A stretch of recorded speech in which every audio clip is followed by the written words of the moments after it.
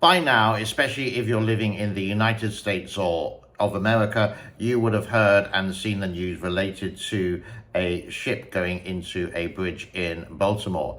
There are some theories, and you could even say conspiracy theories, that this was a Chinese or government Chinese cyber attack on the actual ship.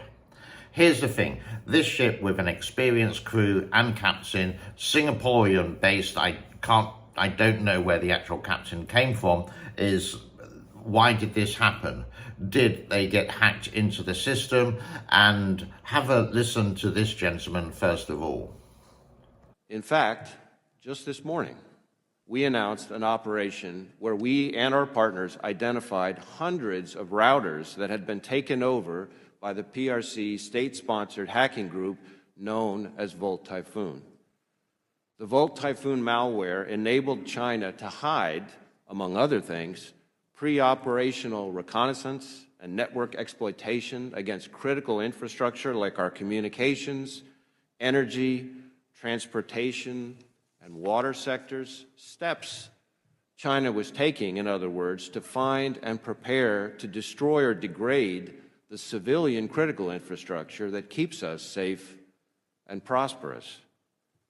And let's be clear, cyber threats to our critical infrastructure represent real-world threats to our physical safety.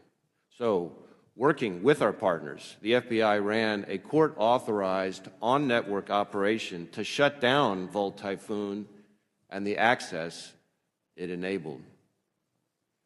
Now, this operation was an important step, but there's a whole lot more to do, and we need your help to do it. To quantify what we're up against, the PRC has a bigger hacking program than that of every major nation combined. In fact, if you took every single one of the FBI's cyber agents and intelligence analysts and focused them exclusively on the China threat, China's hackers would still outnumber FBI cyber personnel by at least 50 to 1.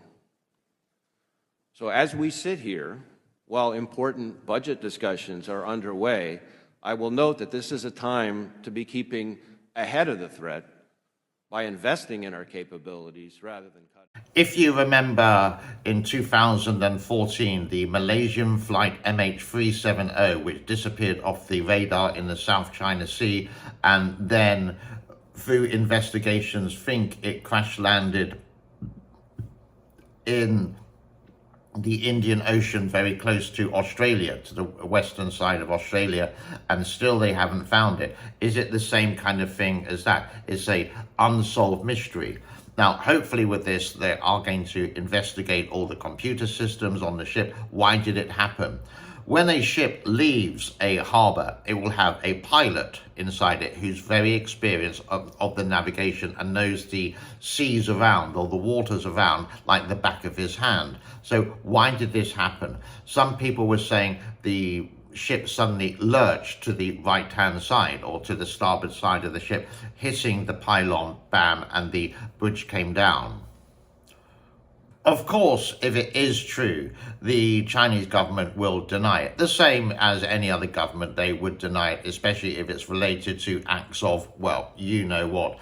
And is it something that China did implement to upset the infrastructure of this? And is this sort of like a Chinese proxy war against the United States? At the moment, well, for a long time now, China and America haven't really got on. You may see Joe Biden and Xi Jinping on a press conference going, "Hello, my old friend, how are you?" etc., etc. It's all a facade, it's all fake. And these issues we all need to resolve. I think we need a stronger president in the White House who can deal with the actual situation and being really strict on different countries if they don't sort of like liaise with everyone, if you understand my meaning there. Subjectively, it's a horrible thing to do, but if it was true that one guy from the Chinese government said, okay, we're going to do that, how are we going to do it? Get in contact with the underworld who knows all about these cyber attacks and how to do it, and maybe got into these navigation system of the ship, and where the pilot and the captain couldn't control it. And because it's not a huge gap between the actual arches compared to, let's say, other bridges in the world, we don't know. And I hope there's a deep investigation on both sides, and then we can objectively see what happened, and was it or wasn't it. This, again, I repeat, is like a conspiracy theory, but when something happens like this in the world, you've got to go down every single avenue, and not just one way, what I'm doing here, but multiple ways. Was it the captain? Was it the pilot? Was it something related to the sea? Was it a malfunction? Was it a cyber attack? All these kind of things are put into one. I would love to hear your comments in the section below, and possibly this video is not going to be monetized because it's a little bit sensitive. So if you do feel the necessity, can I say that? If you do want to contribute to the channel, all the links are in the description below. And finally, a big thanks to all my members, all 8 of them, I do believe, my Patreon subscribers as well. And again, super thanks is there if you want to donate directly to the channel. Bye-bye for now. My name is James. This is the Asian Channel.